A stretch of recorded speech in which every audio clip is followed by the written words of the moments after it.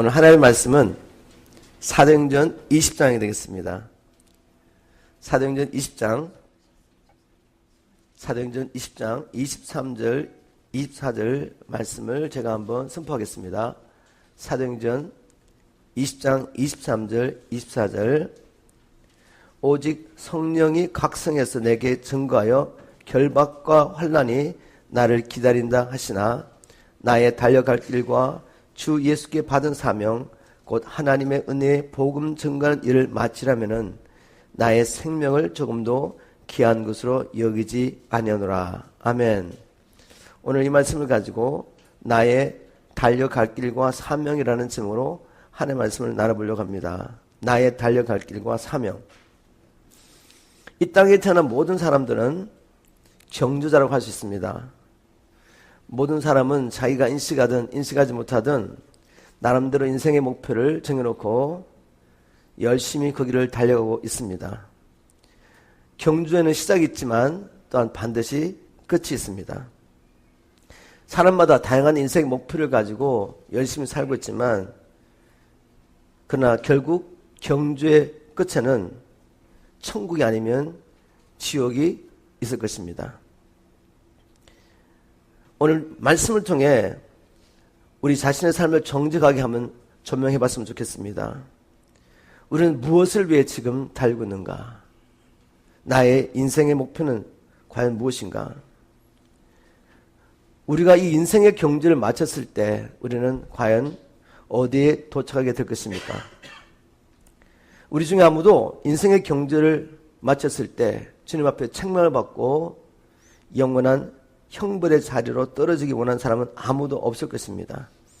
아마 우리 모두는 바울처럼 선한 싸움을 싸우고 끝까지 믿음을 지키고 마지막 날 주님 오시는 그날 의의 멸관을 받기를 소원할 것입니다. 우리가 그렇게 살기 위해서 오늘 말씀을 통해 다시 한번 우리가 달려갈 길이 무엇인지, 이 길을 달려가기 위해서 우리가 어떻게 살아야 되는지 말씀을 통해 살펴보고 우리 모두 주님 오시는 그날 마지막 날 주님 앞에 서기를 주님으로 축원합니다. 먼저 우리가 달려갈 길 끝에서, 즉 세상 끝에서 주님을 만나려면 반드시 하나님께서 우리에게 주신 길을 가야 합니다. 무슨 말씀이죠? 하나님께서 우리에게 주신 길이 있다는 거죠. 여러분의 길을 가시면 반드시 지옥문에 이르게 됩니다. 하나님의 길을 가는 자만이 그 끝에서 주님을 만나게 될 것입니다. 우리 모두는 창조주 하나님의 목적을 따라 칭을 받은 피조물이라고 성경은 선포하고 있습니다. 골로새서 1장 16절 현대인의 성경입니다. 그분에 의해서 모든 것이 창조되었습니다. 하늘과 땅에 있는 것들과 보이는 것과 보이지 않는 것들과 천사들과 영적 존재들과 만물이 다 그분에 의해서 창조되었고 그분을 위해 창조되었습니다. 성경은 분명히 선포하고 있습니다. 눈에 보이는 이 세상의 것들이나 보이지 않는 영적인 존재나 지으신 분이 계시다. 그 지으신 분은 피조물을 위해서 만물을 창조한 것이 아니라 하나님이 인간을 사랑하시지만 인간을 위해서 모든 걸 창조한 것이 아니라 그분을 위해서 창조하셨다고 말씀하십니다. 하나님이 우리를 창조했다는 것을 믿는다면 그것은 곧 그분이 우리를 향하여 어떤 목적을 가지고 계시다는 것입니다. 다른 말로 하면 오늘 주제하고 관련해서 말씀드린다면 우리의 길은 우리가 정하는 것이 아니라는 거죠. 그분이 이미 정해 놓으셨습니다. 그분이 이미 우리의 길을 정해 놓으셨어요. 그럼 죄라는 건 무엇인가? 성경적으로 보면 죄는 창조주가 인간을 창조한 목적이 있는데 각 사람마다 하나님이 정하신 길이 있는데 그 길을 버리고 자기 길을 가는 것이 죄라고 말하고 있습니다. 사람들이 보기에는 자기가 자기 뜻을 정하고 사는데 그게 뭐가 죄가 되냐라고 생각할지 모르겠지만 마지막 날 우리 모두를 심판하신 분은 사람이 아니라 바로 하나님이십니다. 그래서 우리는 하나님의 기준으로 죄가 무엇인지 살펴봐야 됩니다. 이사야 53장 5절 6절에 보면 이사야 선지자는 사람의 죄가 무엇인지, 바로 이 죄 때문에 메시아가 오셔서 우리의 죄를 대신하여 죽으실 텐데 우리의 죄가 무엇인지 분명히 기록하고 있습니다. 우리 한번 이사야 53장 5절 6절 보겠습니다. 개역 성경으로 보겠습니다. 그가 찔림은 우리의 허물을 인하며 그가 상함은 우리의 죄악을 인함이라. 그가 징계를 받음으로 우리가 평안을 누리고 그가 채찍에 맞음으로 우리가 나음을 입었도다. 이사야가 말한 이 사람은 누군가 하면 메시아죠. 그죠? 다른 말로 하면 메시아의 땅에 오신 목적은 바로 우리의 허물과 죄를 대신 지기 위해서 오셨다는 거죠. 그러면 메시아가 우리의 죄를 대신 지시는데 도대체 우리는 어떤 죄를 범했길래 하나님께서 그 죄를 메시아에게 지우시고 우리는 용서하시는 겁니까? 이사야 53장 6절에 이렇게 기록하고 있습니다. 우리는 다 양 같아서 그릇 행하여 각기 제 길로 갔거늘. 제가 무엇이라고요? 우리는 양 같아서 각기 제 길을 갔다는 거죠. 창조자 하나님은 저와 여러분을 향하신 분명한 길을 정해놓으셨는데 그 길을 벗어나는 것, 이게 죄죠. 그 길을 벗어나서 자기 길을 가는 것을 하나님은 죄라고 말합니다. 그런데 이 죄악을 우리가 담당해야 되는데 하나님께서는, 여호와께서는 그 죄악을 그에게, 메시아에게 담당시키셨다. 이것이 바로 우리가 전하는 복음이죠. 우리가 받은 복음입니다. 분명히 성경은 말하고 있습니다. 하나님은 우리를 창조하셨고 그러므로 하나님께서는 우리를 향하신 길을 가지고 계신다. 그런데 그 길을 떠나 인간이 자기의 뜻대로 사는 것이 죄다고 말합니다. 그럼 우리가 하나님의 길을 버리고 자기 길을 가면 어떻게 됩니까? 왜 사람들이 하나님의 길을 버리고 자기 길을 가죠? 이렇게 살다가 고통당하고 질병과 사망 가운데 결국 마지막에 파멸로 가려고 그 길을 가지 않잖아요. 자기 행복하려고. 여기 기쁨이 있다고 생각하기 때문에 자기의 길을 가는데, 그러나 성경이 이렇게 말하고 있습니다. 자기의 길을 가는 자는 이렇게 된다. 시편 107편 10절 11절 말씀입니다. 시편 107편 10절 11절에 이렇게 기록하고 있습니다. 사람이 흑암과 죽음의 그늘에 살며 쇠사슬에 매어 고통하는 죄수처럼 되었으니 그들이 하나님의 말씀을 거역하며 가장 높으신 분의 가르침을 거절했습니다. 즉 다른 말로 하면 사람이 하나님이 정하신 길을 버리고 자기 길을 갈 때 우리 인간이 경험하는 모든 고통과 질병과 저주와 결국 마지막에는 죽음을 경험하게 된다는 것입니다. 자기 길을 가면 결국 끝은 파멸이라는 것입니다. 이 땅에 사는 동안에도 고통스럽지만 그 고통을 이겨보려고 또 다른 방법을 자기 길을 찾아가지만 결국 그곳에는 진정한 기쁨도 만족도 없고 결국은 우리는 죽게 되는 것입니다. 또 자기 길을 가는 자들, 그들의 삶을 바울은 이렇게 설명하고 있습니다. 에베소서 2장 1절부터 3절, 하나님의 길을 버리고 자기 길을 가는 자는 평생 마귀의 종노를 하며 살다가 하나님의 진노를 받게 된다고 기록하고 있습니다. 에베소서 2장 1절부터 3절 말씀을 제가 현대의 성경으로 읽어보겠습니다. 여러분은 불순종과 죄 때문에 영적으로 죽었던 사람들입니다. 전에는 여러분이 이 세상의 악한 길을 따르고 하늘 아래에 영역을 지배하고 있는 마귀에게 순종하며 살았습니다. 이게 우리의 실체였습니다. 자기의 길을 갈 때 사실은 내 길을 가는 게 아닙니다. 내 길을 간 것 같지만, 나를 위해 사는 것 같지만 결국은 마귀에게 순종하며 살게 된다라고 영적인 실체를 하나님 말씀을 통해 보여주셨습니다. 이 마귀는 현재 지금도 불순종하는 사람들 가운데 활동하는 영입니다. 바울은 이렇게 말합니다.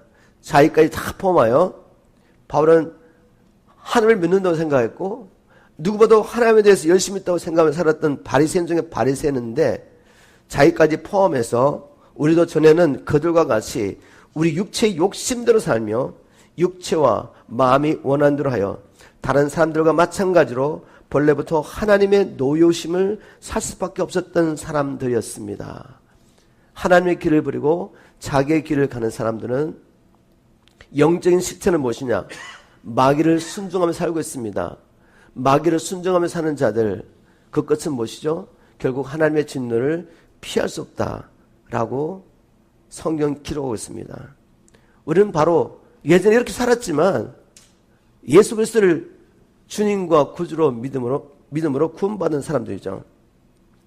즉 회개하고 하나님께 돌아온 사람, 이제는 자기의 길을 버리고 하나님께서 정하신 길을 가는 사람입니다. 다른 말로 하면 자기를 살지 않고 하나님에서 사는 사람이죠.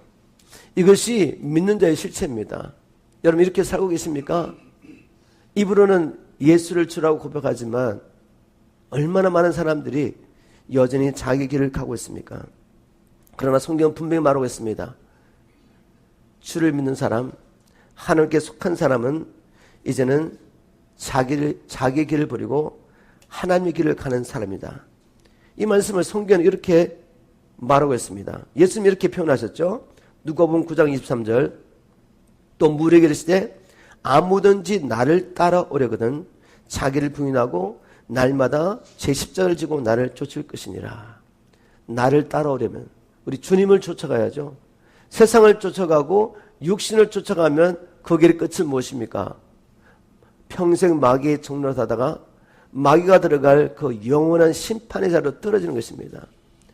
주님은 우리에게 오셨습니다. 주님의 길을 보여주려고. 주님의 길, 그 길이 곧 우리가 가야 할 길인데 너희들 나를 따라오려면 자기 부인해야 된다. 오늘 주제와 관련해서 말한다면 자기 길을 버려라는 거죠. 그리고 날마다 십자가를 지고 나를 쫓아와야 된다. 혹 쓰러지고 넘어진 일이 있다 할지라도 다시 일어나서 이 십자가의 길을 가는 사람이 바로 믿는 사람입니다. 성경들을 보면 하나님께 속한 사람이죠. 바울은 또 이것을 이렇게 표현했습니다. 로마서 14장 7절부터 9절 말씀입니다. 믿는 사람들, 하나님께 속한 사람들, 우리 중에 누구든지 자기를 위하여 사는 자가 없고 자기를 위하여 죽는 자도 없도다. 우리가 살아도 주를 위해 살고 죽어도 주를 위해 죽나니 우리가 사나 죽으나 주의 것이라. 이를 위해서 그리스도께서 죽었다가 살아나셨죠. 이는 산자와 죽은 자의 주가 되려 하심이라 라고 말했습니다. 여러분 주님께 속한 자 어떤 사람들이죠? 바로 자기를 위해 살지 않고 이제는 우리를 위해 죽었다가 다시 사신 그 주님을 위해 사는 자들입니다. 자, 이제까지 우리가 세상 끝에서 주님을 만나기 위해서는 자기의 길을 버리고 주님 하나님께서 정하신 길을 가야 한다라고 살펴봤습니다. 그러면 좀 더 구체적으로 하나님의 길은 도대체 무엇입니까? 이런 질문을 해봐야죠. 그죠? 하나님의 길은 무엇입니까? 우리가 막연하게 그래 나의 길을 버리고 주님의 길을 가야지 이렇게 할 것이 아니라 성경 말씀을 통해 하나님의 길은 무엇입니까? 라고 물어봐야죠. 하나님의 길은 다른 말로 하면 하나님께서 우리를 창조하신 목적이라고 말할 수 있겠죠. 하나님의 길은 하나님이 우리를 창조하신 목적입니다. 또 하나님의 길은 다른 말로 하면 하나님께서 우리에게 주신 사명이죠. 예수를 믿고 난 다음에 우리가 받게 된 사명, 하나님이 정하신 길, 창조의 목적, 사명이라고 말할 수 있습니다. 바울은 여기에 대해서 분명한 답을 우리에게 주고 있습니다. 에베소서 2장 10절을 보겠습니다. 에베소서 2장 10절 제가 현대의 성경을 읽겠습니다. 하나님이 정하신 길, 그것이 무엇입니까? 즉 우리를 창조하신 하나님의 창조의 목적이 무엇입니까? 우리를 창조하신 분은 하나님이십니다. 우리는 선한 일을 위해 그리스도 예수님 안에서 창조를 받았는데 이것은 하나님이 미리 준비하셔서 우리가 그렇게 살도록 하신 것입니다. 바울은 우리가 가야 할 길, 즉 하나님이 그리스도 예수 안에서 우리를 새로운 피조물로 창조하신 목적을 분명히 여기서 말하고 있습니다. 무엇이죠? 선한 일을 위하여.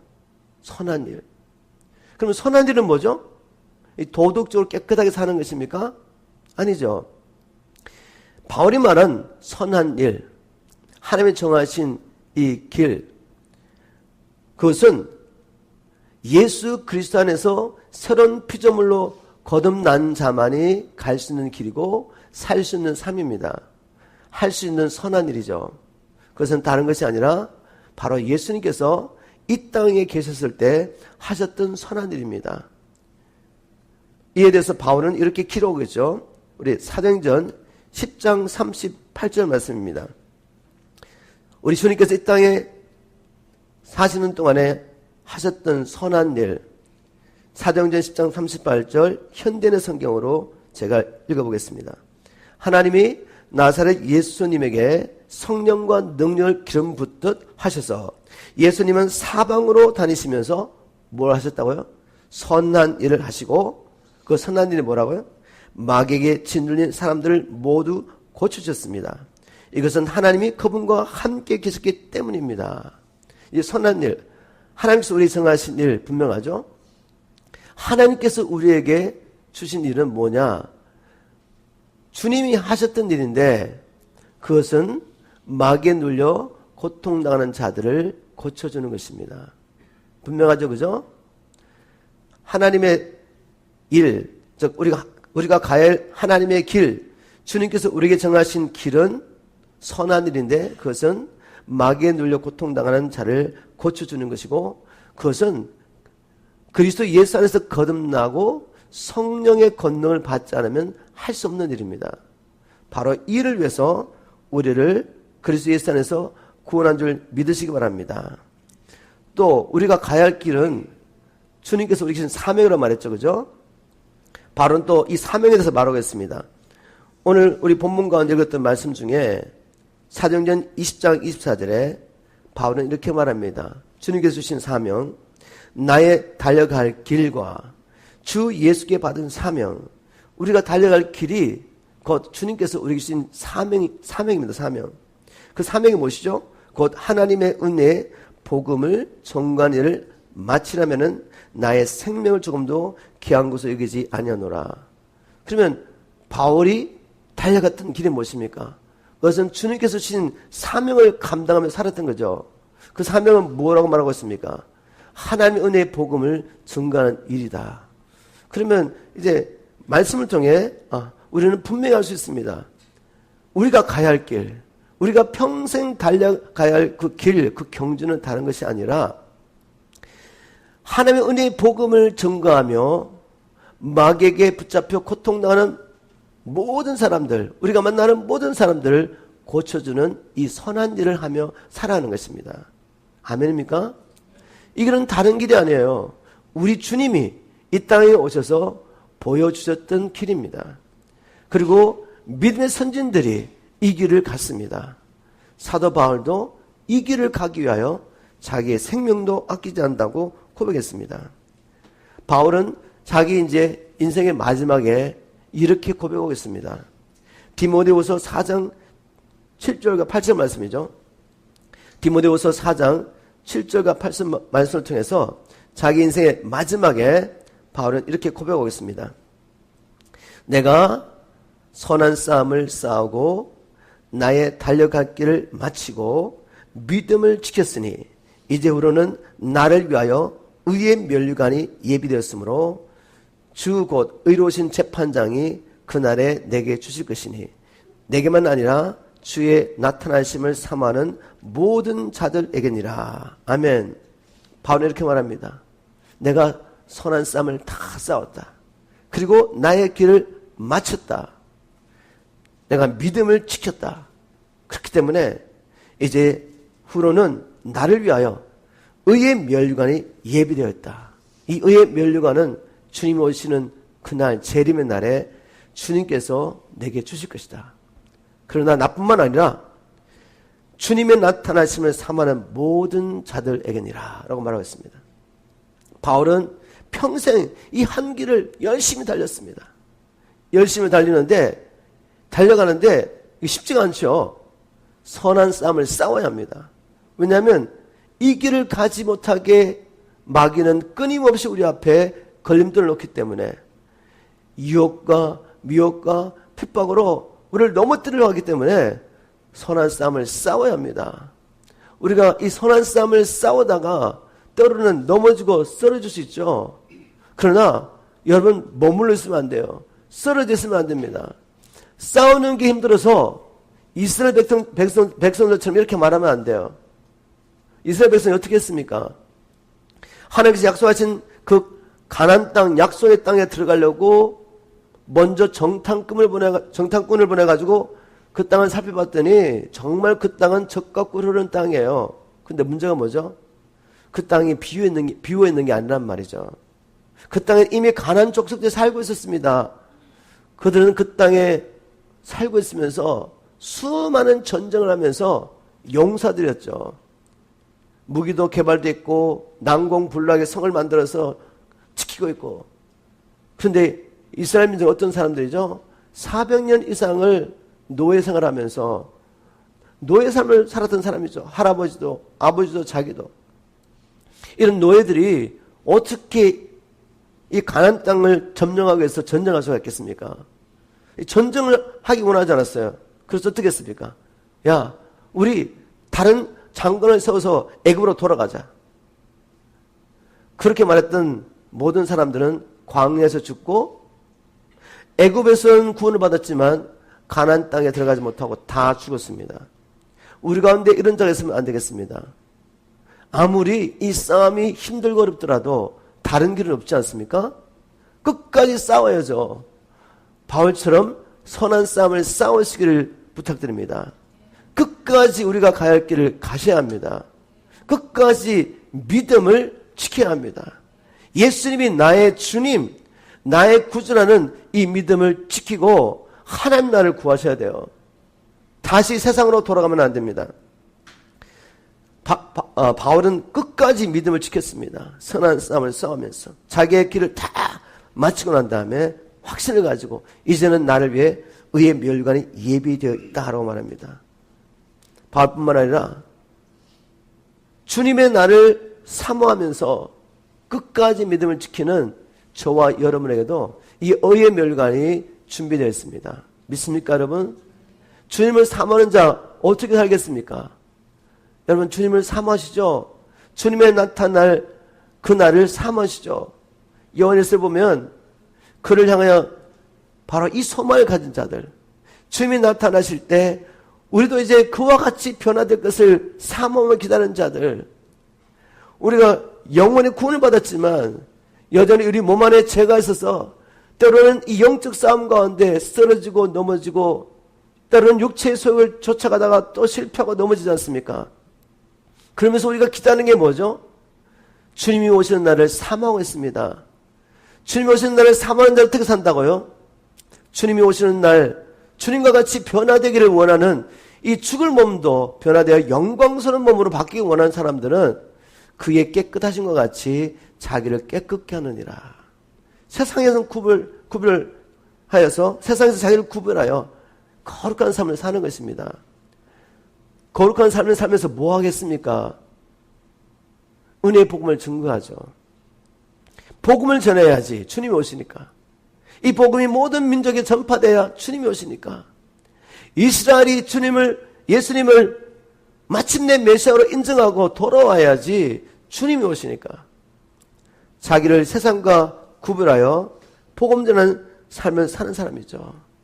또 다른 말로 하면 거룩한 신부로 착한 행실로 자기를 깨끗하게 지키는 이 사람, 그것은 또한 우리가 정말 이 복음을 믿는다는 믿음의 확실한 증거이죠. 살아있을 때 이러한 증거가 있는 자들에게 주님께서 마침내 이 의의 멸관을 약속들어 주실 것입니다. 여러분, 다른 길이 있습니까? 하나님의 이 길, 그리스도 예수 안에서 우리에게 주신 이 길을 가는 것 외에 다른 길이 있겠습니까? 다른 길이 없습니다. 주님 분명히 말씀하십니다.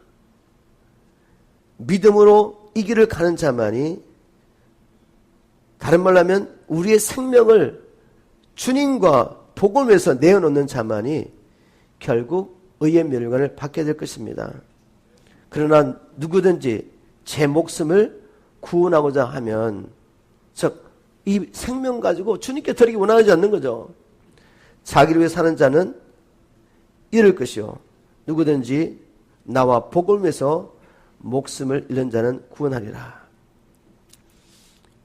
여러분, 어차피 우리는 이 생명을 어딘가는 덜어야 합니다. 우리 살아계신 그 주님, 우리를 위해서 생명을 주신 그 주님과 장차 임할 하나님 나라, 그 나라 우리가 주님과 함께 누리게 될 텐데, 그 나라를 위해서 생명 바치는 저와 여러분 되기를 주님으로 축복합니다. 이제까지 우리가 이 세상 끝에서 주님을 만나려면 하나님의 길을 가야 된다. 자기의 길을 버리고 그 길은 은혜의 복음을 증거하며 마귀에 눌린 모든 자를 고치며 하나님의 선한 일을 하며 사는 것이다 라고 살펴봤습니다. 우리 모두가 정말 이 길을 시작한 줄 믿습니다. 여러분, 이 길을 시작하셨죠? 이 길을 출발하셨죠? 그러나 출발한다고 끝나는 건 아니죠. 출발한다고 끝난 거 아니에요.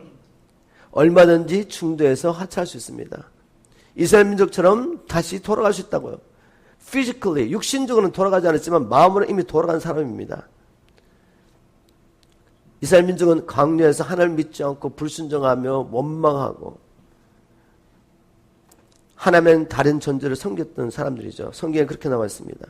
우리가 겉으로는 교회 나오고 주를 믿는 것처럼 보이지만 마음으로는 하나님을 떠나버리고 하나님이 아닌 다른 것들을 사랑하며 그런 것들을 우상처럼 섬겨 살 수 있습니다. 그래서 이 믿음의 길, 하나님의 길을 시작하는 것도 중요하지만 우리는 끝까지 이 길을 가야 합니다. 끝까지 이 길을 가기 위해서 이제 하나님의 말씀을 통해서, 오늘 특히 본문 말씀을 통해서 우리가 어떻게 하면 이 선한 싸움을 싸우고 끝까지 믿음을 지키고 이 길을 가다가 마침내 주님을 볼 수 있는지 한번 말씀을 통해 찾아보도록 하겠습니다. 내가 시작한 이 길을 어떻게 끝까지 갈 수 있을까? 주님께서 보여주신 이 생명길을 끝까지 가려면 첫 번째, 바울처럼 하나님의 은혜의 복음을 증거하는 일을 위해서 여러분 생명 바치셔야 됩니다. 생명. 그냥 마음으로 믿고 입으로 시인하면 천국 이렇게 살아서는 안 된다는 거죠. 정말 마음으로 믿으면 삶이 바쳐지겠죠. 10%도 아니고 전부를 드려야 돼요. 전부를. 주님, 내가 10%만 11조 주님 확실히 드리겠습니다. 시간과 물질과 내 삶의 10분의 1 주님께 드리겠습니다. 그럼 90은 뭐 하시겠다는 거죠? 90을 가지고는 다른 일 하시겠습니까? 우리가 두 주를 섬길 수 있습니까? 없잖아요. 바울은 주를 만난 후에 이제 이 은혜의 복음을 증거하는 이 일이 그리스도 예수 안에서 자기를 서른 피조물로 창조한 목적인 것을 깨닫게 되었고, 주 예수 안에서 받은 사명인 것을 확실히 믿고 자신의 평생 가야 할 길인 것을 믿고 이 일을 위해서 생명 바쳤습니다. 여러분, 생명 바치기를 주님으로 축복합니다. 주님께서 이 시대에 이 지역에 미션 318 처치를 왜 세우라고 하셨습니까? 우리 주보 보면 늘 나오는 거 있죠, 그죠? 4가지 성경 말씀이 있습니다. 이런 교회 되게 하소서. 제가 만든 게 아니라 주님께서 교회를 개척하라고 하셨고, 주님 그러면 어떤 교회를 세우기 원하십니까? 주님이 4가지 성경 말씀을 주셨어요. 이것이 우리 교회가 존재하는 목적입니다. 그것이 다른 것이 아니라 오늘 제가 나눌 말씀이죠. 첫 번째가 뭔지 아시죠? 다니엘서 3장 18절. 사드락 메삭 아벳네고처럼 하나님을 믿는 믿음을 지키기 위하여 생명도 내어놓는 교회 되지 않으면 마지막 때 주님 설 수 있겠습니까? 마지막 때 배도해버리면 주님 앞에 설 수 없잖아요. 그러면 어떤 도전 앞에서도 우리의 육신의 생명을 잃어버리는 그 상황 가운데서도 믿음을 지키는 교회로 여러분 준비되셔야 합니다. 다니엘서 3장 18절을 살아내는 여러분 되기를 주님으로 축복합니다. 믿음을 지키기 위해서 생명 내어놓는 교회가 미션 318 처치입니다. 또 두 번째 뭐죠? 창세기 14장 14절에 나오는 아브라함의 318명의 용사처럼 살게 해주십시오. 그런 용사 되기를 원하십니다. 아브라함의 318명의 용사가 아브라함과 함께 뭘 했습니까? 형제가 준비되지 않아서 지금 끌려서 가고 있습니다. 포로로 끌려가고 있어요. 그 형제를 구원하기 위해서 아브라함이 자기 집에서 태어나고 훈련받은 318명의 용사를 데리고 밤새도록 쫓아갑니다. 누가 싸우기 위해서? 얼마 전에 다섯 왕과 연합하여서 소돔 왕이 이 네 왕과 연합한 연합군과 싸웠는데 소돔 왕과 연합한 왕들이 다 져버렸어요. 그리고 모든 걸 빼앗겨버렸습니다. 얼마나 강력한 연합군입니까 지금. 이 네 왕과 이 연합군과 싸우기 위해서 아브라함이 자기가 함께 동맹한 사람들과 그 다음 무엇보다도 318명의 이 용사를 데리고 지금 쫓아갑니다. 생명을 건 싸움을 한 거죠. 생명을 건 싸움. 우리가 해야 할 사명이죠. 우리가 이 땅에 살아있는 동안에 살아야 될 삶입니다. 그것은 무엇입니까? 마귀에 눌려 고통당하는 이 사람들을 건져내기 위해서 우리의 생명 내어놓아야 합니다. 생명을 내어놓지 않으면 복음 전할 수 없거든요. 이 전쟁은 치열합니다. 실제적인 것입니다. 근데 생명 내어놓으면 이길 수 있습니다. 생명을 걸고 복음 전하는 자를 주님이 가만 보시겠어요? 우리와 함께 계신 주님이 반드시 우리를 도와서 이 삶을 감당케 하십니다. 바로 우리 교회가 이 일을 위해서 이 땅에 존재하는 것을 믿으시기 바랍니다. 미션 트레이튼 처치, 생명을 내어놓고 주를 믿고 생명 내어놓고 복음 전하는 교회 되기를 주님으로 축복합니다. 그래서 우리가 마지막 그날까지 이 선한 싸움을 싸우고 우리의 갈 길을 다 달리기 위해서 오늘 다시 한번 생명을 내어놓는 결단을 하시기를 주님으로 축복합니다. 이것이 또한 진정한 회개입니다. 회개. 그럼 두 번째로 우리가 주님께서 보여주신 이 생명의 길을 끝까지 가려면 육신이 아니라 성령에 끌리는 삶을 살아야 합니다. 육신을 쫓아가면 죽습니다. 그러나 성령으로 육신을 죽이고 성령을 쫓아가면 우리가 살 수 있습니다. 선택의 여지가 없는 삶이죠. 우리는 반드시 성령에 끌리는 삶을 살아야 됩니다. 때로는 쓰러지고 넘어져도 다시 일어나서 성령을 쫓아 행해야 됩니다. 바울은 바로 이런 삶을 산 것이죠. 사도행전 20장 22절 23절 말씀 가운데 바울이 성령에 이끌렸던 사람인 것을 알 수가 있습니다. 쉬운 말 성경으로 읽어보겠습니다. 이제 나는 거역할 수 없는 성령의 강한 힘에 끌려 예루살렘으로 올라갑니다. 거기서 무슨 험한 일이 나를 기다리고 있는지 나는 잘 모릅니다. 다만 한 가지 내가 아는 것은 내가 가는 도시마다 투옥과 고난이 기다린다고 성령께서 내게 알려주신다는 사실입니다. 바울은 이렇게 말합니다. 예수님께서 공생의 마지막에 마음을 정하고 예루살렘으로 올라가신 것처럼 지금 바울은 이제 3차 전도여행을 마치고 마음을 정하고 예루살렘에 올라가고 있습니다. 그런데 예루살렘을 향해 가면서 가는 곳마다 만나는 사람들이 주님 만난 사람들이겠죠. 성도들이 성령의 감동하는 말이 뭐죠? 예루살렘에 가면 투옥과 고난을 받게 된다고 계속 말해주는 거죠. 그 다음 장 21장에 가보면 바울이 전도자 빌립의 집에 갔을 때 아가보인가요? 네, 한 예언자가 유다에서 내려옵니다. 유다에서 내려와서 바울의 띠를 가지고 자기 발목을 꽁꽁 묶고 하는 말이 예루살렘에 가면 유대인들이 이 띠의 임자를 이렇게 묶을 것이라고 예언합니다. 가는 곳마다 당신 예루살렘 가면 투옥과 고난이 기다리고 있습니다라고 계속 예언자들이 말하는 거죠. 성령의 감동으로. 그럼에도 불구하고 바울은 이 길을 가고 있는데 그 이유가 뭐죠? 나는 거역할 수 없는 성령의 강력한 힘에 끌려 예루살렘에 가고 있다고 말합니다. 성령에 이끌리는 삶을 산 거죠. 예루살렘에 가면 핍박과 환난이 기다리고 있다고 하지만 바울은 성령의 감동으로 성령에 끌려서 죽으면 죽으라는 믿음으로 지금 예루살렘에 가고 있는 것입니다. 그러면 우리가 어떻게 육신에 끌리지 않고 성령에 끌려 살 수 있습니까? 우리가 이렇게 살아야죠. 그죠? 우리도 이 성령에 끌리는 삶을 살아야 됩니다. 바울의 서신서를 보면 바울이 어떻게 이 성령에 끌리는 삶을 살았는지 알 수가 있어요. 에베소서 5장 18절에 바울은 에베소 성도들에게 이렇게 권면하고 있습니다. 술 취하지 말라. 이는 방탕한 것이니 오직 성령의 충만을 받으라.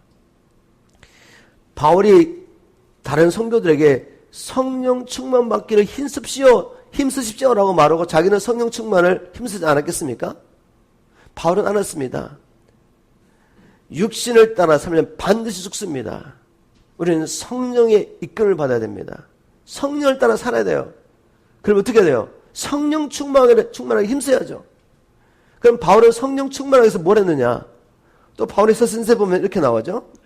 에베소 6장 18절에 가면 바울이 이렇게 말합니다. 현대인의 성경입니다. 성령님 안에서 항상 열심히 기도하고 간구하며 언제나 정신을 차리고 모든 성도들 위해 끊임없이 기도하십시오. 데살로니가에 보낸 서신에도 이렇게 말하고 있습니다. 데살로니가전서 5장 17절 쉬지 말고 기도하십시오. 그럼 바울은 성령 충만해서 어떻게 힘썼습니까? 늘 성령 안에서 기도하기를 힘썼습니다. 시간을 정해놓고 기도할 뿐만 아니라 무시로 성령에서 기도하고 쉬지 않고 기도하기를 힘썼던 것이죠. 우리가 어떻게 쉬지 않고 기도할 수 있습니까? 일을 해야 되는데 쉬지 않고 기도하는 방법은 늘 주님을 인식하는 것입니다. 이를 위해서 가장 좋은 방법은 늘 주야로 하나님의 말씀을 묵상하는 것입니다. 여러분, 우리가 어떤 일을 하고 있는데 내가 이런 생각을 하고 있어요. 지금 분명히 내가 다른 어떤 생각을 하고 있어요. 어떤 일과 관련된 생각. 그런데 한쪽에서는 계속 하나님을 찬양하는 자기를 발견했나요? 하나님을 찬양하고 있는 거죠. 내가 뭔가 어떤 일을 하고 있는데 한쪽에서는 어떤 일을 생각하고 있습니다. 여러분, 이런 경험이 없나요? 저는 이걸 경험하고 살아요. 막 한참 설교 준비하고 있는데 제 안에서 계속 찬양하고 있어요. 찬양을 끊임없이 하나님을 생각하고 그분을 바라보는 것이 무시로 성령 안에서 기도하는 일이고 또 쉬지 않고 기도하는 방법입니다. 끊임없이 하나님을 생각하는 것이죠. 이거 우리 훈련해야 돼요. 훈련하지 않으면 습관적으로 노력하지 않아도 되는 게 있습니다. 세상 일, 육신의 일 늘 생각하죠. 세상 음악 계속 듣고 있으면 어떤 일을 하고 있는데 아마 뒤에서는 세상 음악이 계속 자기 마음속에서 울려지고 있을걸요? 이렇게 하면 주야로 세상의 일을 묵상하는 겁니다. 근데 우리가 하나님 일을 하는 방법이 있죠? 로마서 8장 5절에 육신의 일을 쫓는 자는 육신의 일을 생각하고 영의 일을 쫓는 자는 영의 일을 생각한다. 바울은 성령의 이끌을 받기 위해서 끊임없이 시간을 정해놓고 기도하고 무시로 성령에서 기도하고 쉬지 않고 기도하고 끊임없이 하나님 일을 생각하면서 자기를 훈련했던 것입니다. 저와 여러분이 이렇게 시간을 정하고 기도하고 무시로 성령에서 기도하는 기도의 사람 되기를 주님으로 축복합니다. 기도의 사람 훈련해야죠. 우리가 성령 충만하고 성령의 이끌을 받아야지 끝까지 이 길을 갈 수 있습니다. 마지막 세 번째로 바울이 또 우리에게 보여주는 영적인 원리가 있습니다. 주님께서 보여준 이 길을 끝까지 가기 위해서는 말씀의 충만을 받으라. 말씀의 충만을 받아야 됩니다. 사도행전 20장에 보면 오늘 제가 본 말씀을 다 읽지는 않았지만 이제 바울은 오순절 전에 예루살렘을 가기 위해서 서둘러 가고 있습니다. 서둘러 가다가 어디에 도착하게 되죠? 밀레도라는 항구에 도착하게 됩니다. 거기에서 에베소는 30마일 정도, 키로는 한 50km 정도 떨어진 곳에 에베소가 있었습니다. 그가 3년 동안이나 거기서 복음을 전하며 또 특별히 마지막 2년은 두란노 손에서 제자들을 양육하며 매일 하나님의 말씀을 가르치며 그 결과 아시아에서는 유대인이나 헬라인이나 하나님의 말씀을 듣지 못한 자가 없을 정도로 엄청난 말씀의 부흥이 있었던 거, 말씀의 능력이 나타나서 수많은 사람들이 회개하고 주님 앞에 돌아오고 주 예수님으로 기적과 표적이 났던 그런 도성이잖아요. 얼마나 가고 싶었겠어요. 그죠? 그런데 그의 목적은 성령에 붙잡혀서 지금 속히 예루살렘으로 가는 것이었습니다. 그래서 에베소에 들러가지 않고 사람을 보내서 에베소 장로들을 부릅니다. 3년 동안 사역하면서 얼마나 많은 교회가 세워졌겠습니까? 장로들이 왔습니다. 장로들이 왔을 때 바울은 이렇게 말합니다. 이제 내가 다시는 여러분들 얼굴을 보지 못할 것입니다. 바울은 알았습니다. 이 길이 이제 내가 순교하는 길이다. 물론 이제 바울이 예루살렘에 가서 잡히긴 하지만 하나님의 섭리 가운데서 평생에 만날 수 없는 사람을 만나죠. 왕들과 총독들을 만나고 나중에는 로마 황제까지 만나서 복음을 전하는 일을 하게 됩니다. 로마에 가서 2년 동안 감옥에 갇혀 있으면서 자기를 찾아오는 모든 사람들에게 하나님 나라와 예수 그리스도를 선포하며 지내게 되죠. 이런 하나님의 섭리가 있지만 이 일을 다 몰라요, 바울이. 이제는 에베소 장로들에게 말합니다. 고백을 하면서 나 이제 당신들 얼굴 보지 못할 것입니다. 그리고 부탁하는 말이 있습니다. 뭘 부탁했습니까? 여러분들, 제가 에베소에 있을 때 3년 동안 어떻게 눈물로 핍박과 환난 가운데서 복음을 전하며 교회를 세웠던 것을 기억하실 것입니다. 그런데 이제 제가 가고 나면 양떼를 해치는 이리 같은 거짓 교사들이 나타날 겁니다. 그리고 안타까운 일이지만 지금 모여있는 그 장로들, 바울이 세웠지 않겠습니까? 복음 전하고 바울이 훈련하고 세운 사람들 가운데, 당신들 가운데도 제자들 가운데 당신을 따라오게 하려고 하나님의 말씀을 왜곡한 자들이 나타날 것입니다. 이렇게 경고 같은 예언을 합니다. 여러분, 이 말씀을 통해 주님께서 지금 우리들에게 주시는 말씀이 무엇입니까? 우리가 성경 말씀을 통해서 참된 복음이 무엇인지 깨닫고 성령을 받고 한때 생명 바쳐 주님 섬기는 이 삶이 있다고 해서 우리가 안전합니까? 에베소 교회를 보십시오. 바울이 3년 동안 복음을 전하고 제자를 일으켰던 교회입니다. 그런데 이런 교회도 정신을 바짝 차리지 않으면 거짓 교사들이 와서 양떼를 이리처럼 해친단 말입니다. 그리고 무엇보다도 바울에게 복음을 받고 성을 받았던 제자들 가운데 장로까지 된 사람도 이는 자기를 위해서 말씀을 왜곡하는 데까지 떨어질 수 있다는 거죠. 정신을 바짝 차려야 됩니다. 바울이 이런 무슨 경고만 한 것이 아니라 해결책을 주고 갔습니다. 해결책. 해결책이 뭐죠? 사도행전 20장 32절 말씀입니다. 사도행전 20장 32절.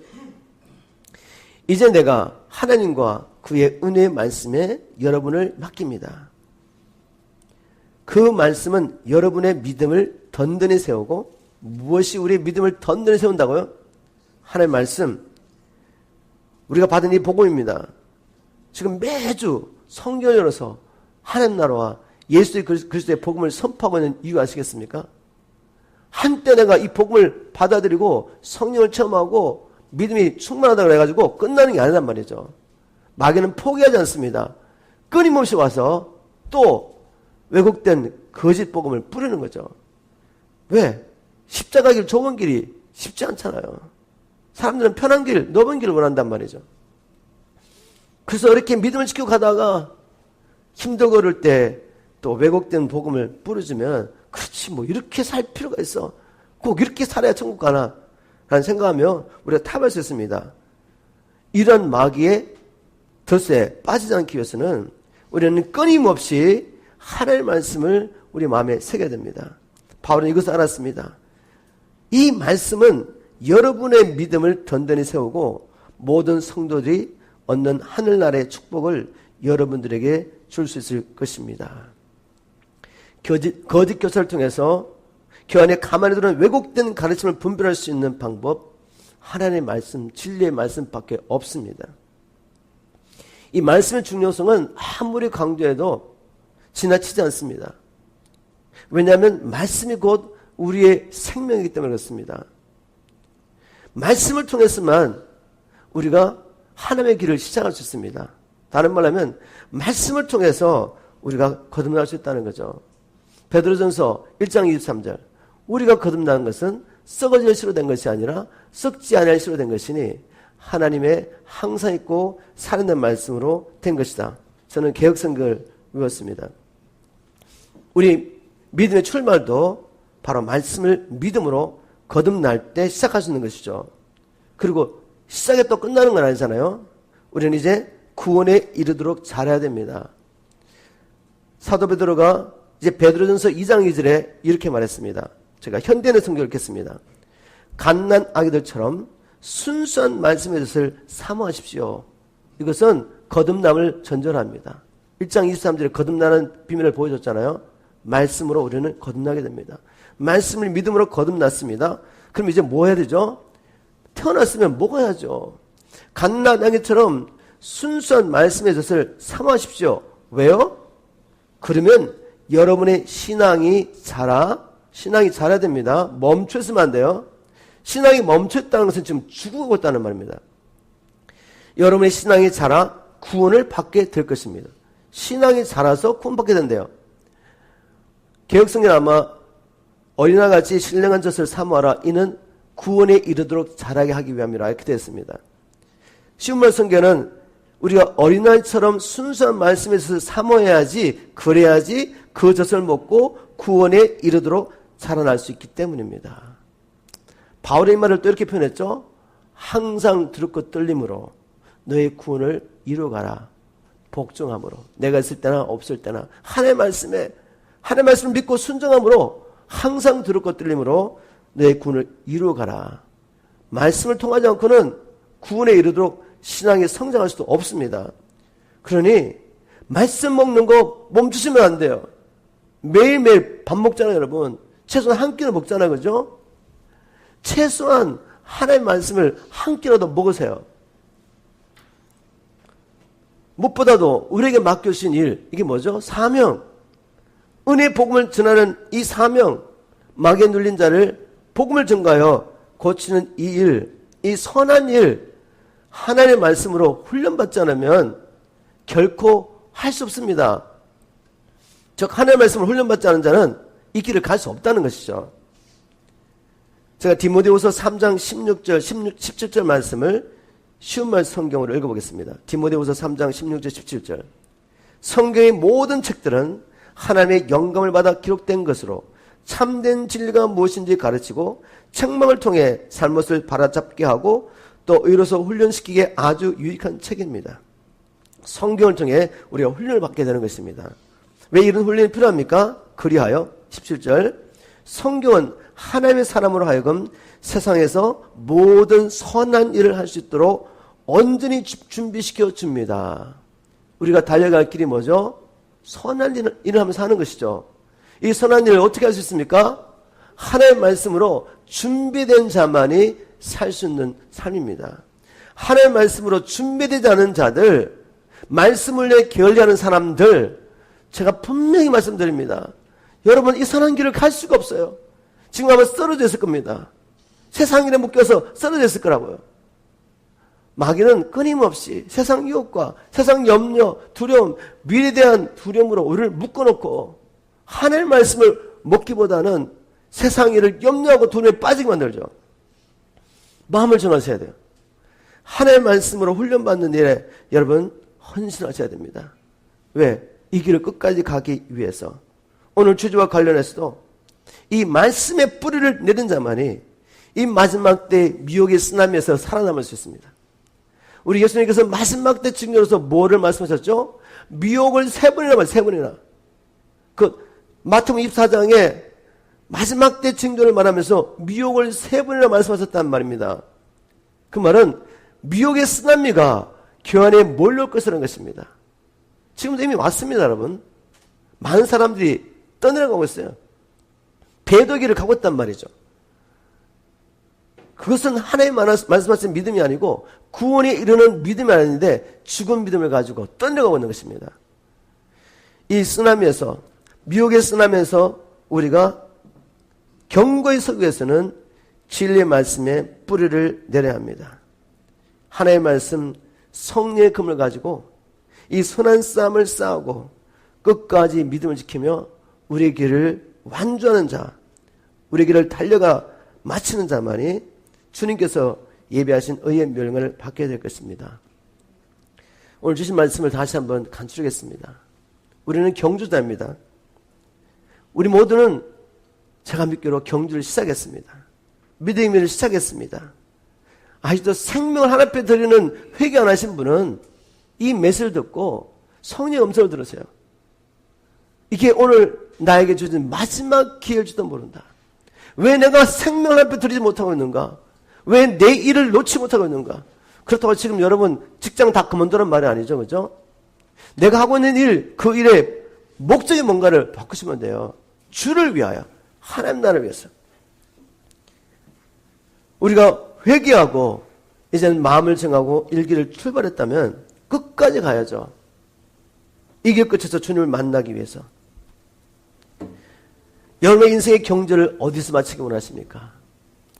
바울처럼 선한 싸움을 싸우고 믿음의 경주를 마치고 우리 주님 만나야 되지 않겠습니까? 그러기 위해서는 다시 한번 마음을 정하세요. 생명을 다시 한번 오늘 이 아침에 주님께 드리십시오. 그리고 여러분이 성령과 말씀의 충만을 받기 위해서 경건훈련을 멈췄다면 회개하시고 다시 시작하세요. 늦지 않았습니다. 아직 주님이 오시지 않았습니다. 아직은 은혜 때입니다. 뒤로 미루지 마세요. 교회에서 여러분들에게 말씀으로 훈련시켜 주려고 할 때, 나 아는 것인데 라고 말하기보다는 내가 지금 아는 것에 따라 살고 있냐를 물어보세요. 나는 아는 것에 따라 믿음의 경주를 하고 있는가, 경건 훈련을 하고 있는지 물어보시란 말이죠. 안다고 생각하면서 살지 않는 자는 자기를 속이는 자죠. 성령 충만, 말씀 충만해서 다시 한번 여러분 마음을 정하시고 일어나기를 주님으로 축복합니다. 이 마지막 때 미혹의 쓰나미 가운데서도 우리를 지키기 위하여 다시 한번 마음을 정하고 말씀에 깊이 뿌리를 박는 저와 여러분 되기를 주님으로 축복합니다. 그리고 저는 마지막으로 이렇게 기도했습니다. 주님, 저와 우리 미션 브레이튼 처치 성도를 주님의 은혜의 말씀에 부탁드립니다.